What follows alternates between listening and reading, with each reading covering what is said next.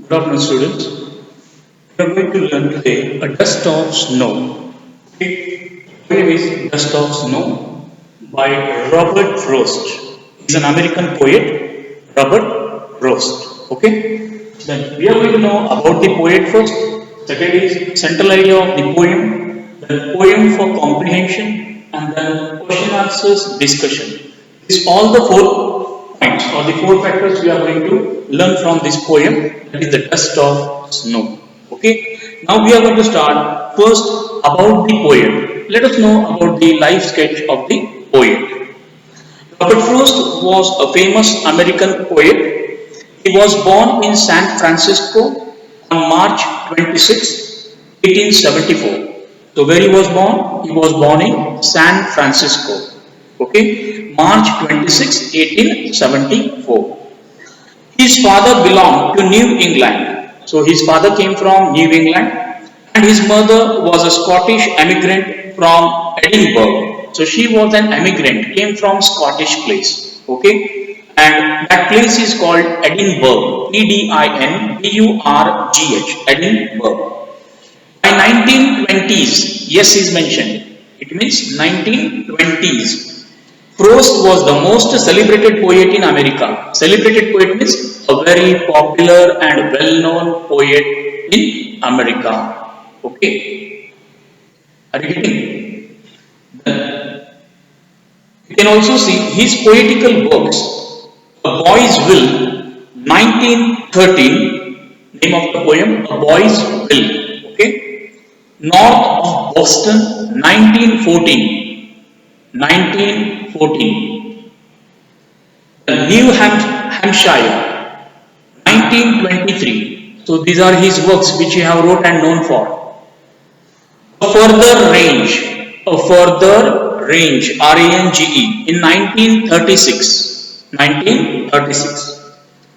Steeple Bush, Steeple Bush, 1947. And In the Clearing, C-L-E-A-R-I-N-G, 1962. Increased his fame and honor. Fame means became popular and also a respected person in the society. The poem Dust of Snow was published in New Hampshire. So this poem Dust of Snow was published in the New Hampshire, small extract, in year 1923. This collection gave him the Pulitzer Prize. Pulitzer is an award which is given for the nobles and the laureates and the writers. So he was also been found to be having a right of a Pulitzer Prize and was awarded for Pulitzer Prize. Now let us come to the second part of the poem of Robert Frost, central idea. Now what is the summary or central idea? We are going to know about this poem. The heading is Dust of Snow. Dust of Snow is a poem written by the famous American poet, a well-known American poet by name Robert Frost. The poem is set on a wintry day. Wintry day means in the winter season, okay, in the autumn season. In the first stanza, the poet describes a simple natural happenings. So whatever the things are being collected, are being taken in a poem, are a natural happenings. Natural means automatically happening on its own, by nature. Okay, the snow is falling heavily. Now what is falling here? The snow is falling heavily means very rapidly, very forcibly, very fast. Okay, and huge. The snowy flakes have covered the top of the trees, and this snow has fallen on the top of the trees and covered the trees. Okay, you can see the trees are covered with white snow. The poet is standing under a hemlock tree, and who is standing under a tree? A poet. What is the name of the tree? Hemlock. H-E-M-L-O-C-K. The movement and alighting of a crow on that tree. So what you can see, the moment, the alighting of the crow, the shaking of the crow and standing on the stem of the tree. What we see here is that it tells about make the dust snow fall on the poet, and as how he flatters the wings, what you find? The The snow falling on whom? The snow falling on the poet who is standing below the tree. And the poet is Robert Frost. Okay, so first sign is a heavily falling of snow. Second is the tree named hemlock, which is a poisonous tree, and it is in the backyard of the poet. Third point is the poet is standing below the tree. Fourth is that alighting of the crow. The crow comes over there and flatters its wings, and the snow which is fallen on the crow, that will fall on whom? On the poet. So all things happening in a natural. Nothing is being seen that man-made or a creation. All happening in a nature by natural elements. Okay. Let us see now what happens in the next. In the next stanza, you see the movement and alighting of a crow on that tree make a dust of snow fall on the poet, and this is how the topic name came, or the poet name came, is the dust of snowfall. When the snow falls on him, he has seen the dust of the snow falling on him, and so he titled it as the dust of snowfall. So this is how the name came for the poem, The Dust of Snowfall, written by Robert Frost, who is a well-known American poet.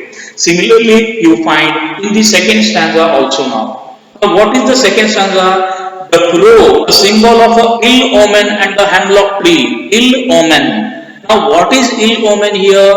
People doesn't accept crow because it is black in color, and traditionally they don't consider it as of a high and a noble quality of a living bird. It is considered of the low image and with the low prestigious.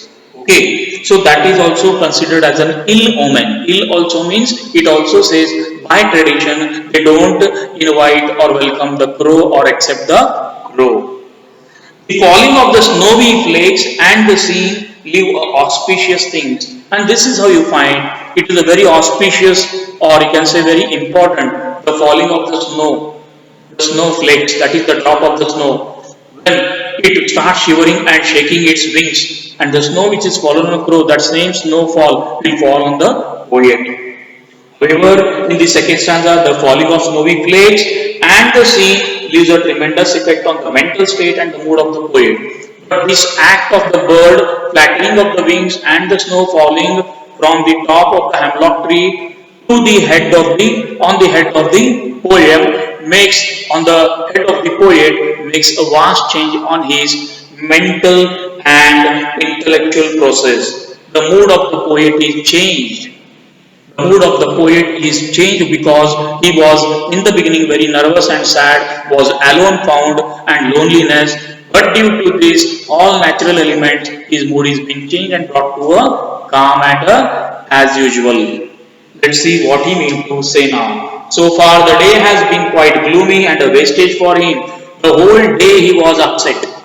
It was a gloomy dark light.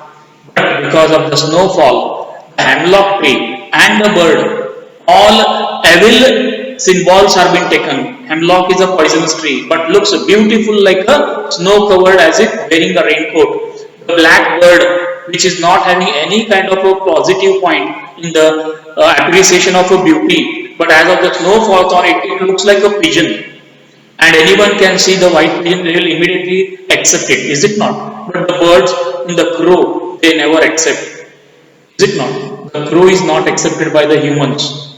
Okay, but it looks like a pigeon, and the snow falls as of he flatters the wings, and the same snow which is fallen on a bird will fall on the poet. Poet changes his mind.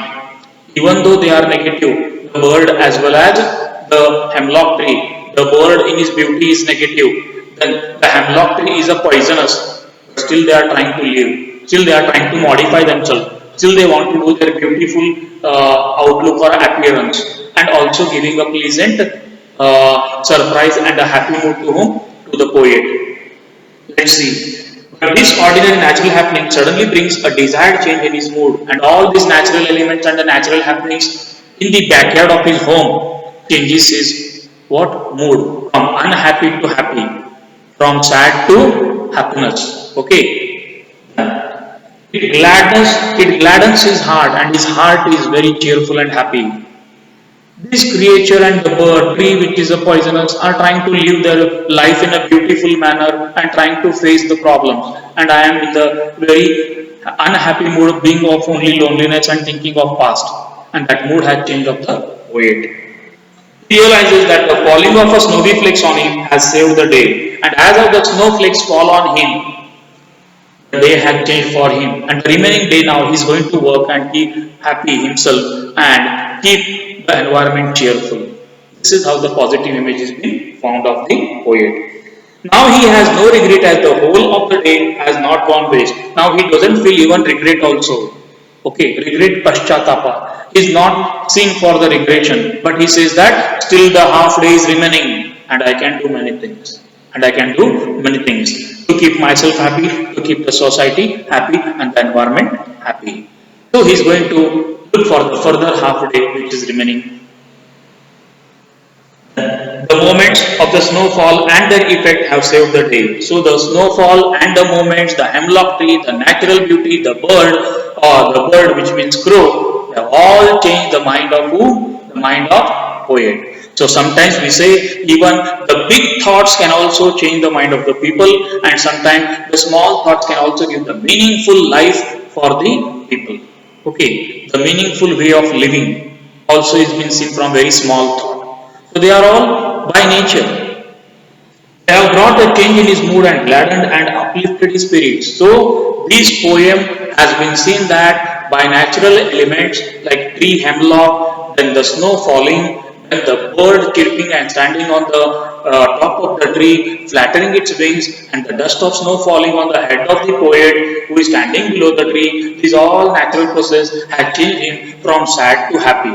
And this is how the daybreak was the beginning of the day was in a sad mood and the half day is over, but when he just determines himself with the nature and these elements of nature, he makes himself happy and is proud to see that I have still half day remaining and I can make the environment happy and can live cheerful. This is about the central idea of the poem. Now what is the poem for comprehension? We are going to see the paravibes. The way a crow shook down on me. Now who is that? The crow who is on the top of the tree, somewhere on the branch, has shook down. Shook down means flattered its wings. And the dust of snow from a hemlock tree, and the whole hemlock tree which was covered with snow, and that snow and the snow which is fallen on the crow has now came down on whom? On the poet. On the poet. After the crow had shook the feathers.